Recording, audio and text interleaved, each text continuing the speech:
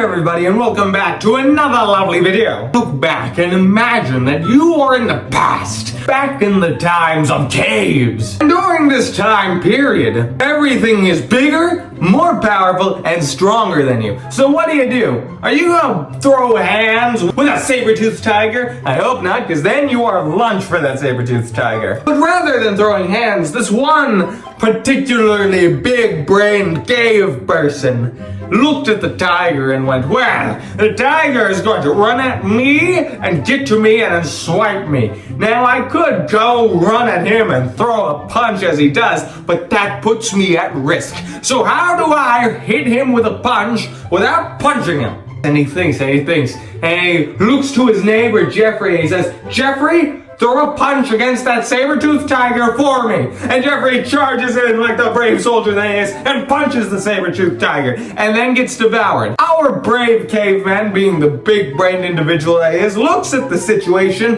and analyzes, using his critical thinking skills to ascertain that he needs to get the fudge out of the situation. So he books it. Luckily for him, his friend was very feeling for the saber-toothed tiger, so the saber-toothed tiger has stopped its pursuit and has consumed the innards of his friend. Frustrated, angry at the stupidity that he has now lost one of his human shields, he picks up things and starts throwing it against the wall, everything he can, and eventually he picks up a rock and throws it, and the rock hits the wall with so much force that it cracks the wall. Picks up some shards of rock, and he faces down the tiger and he says, I can punch you without punching you, and I know how to do it. And he picks up the rock and he, boom, knocks the tooth right off the saber-toothed tiger. Boom! And he's celebrating. Woo! Did you guys see that? And boom! He gets tackled by the tiger and devoured. But his cousin Alex, however, saw this, realizes that he is not that big. There's no way the tiger's gonna be satisfied just with him. So Tom starts picking up more rocks and throwing and throwing and throwing, and eventually the tiger goes down.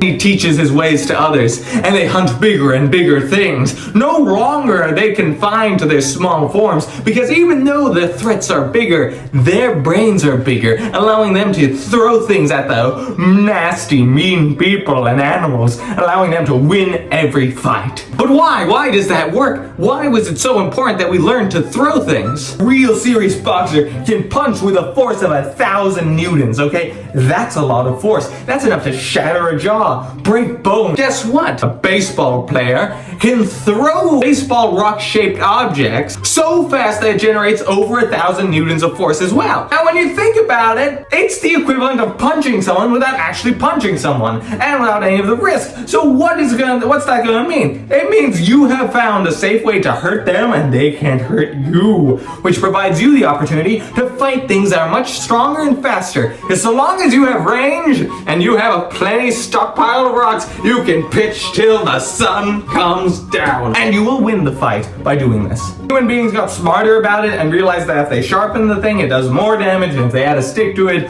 they can use it as a melee and a throwing weapon, and eventually we got to the point where we're at. But it's important to remember your roots. Remember the brave souls that died learning that we can throw things to win fights. And now apply that to zombies, okay? The perfect weapon for fighting off zombies would be just to get really, really good at throwing rocks, okay? Rocks are everywhere. It's an available, reusable weapon that you can just keep throwing until the sun comes down.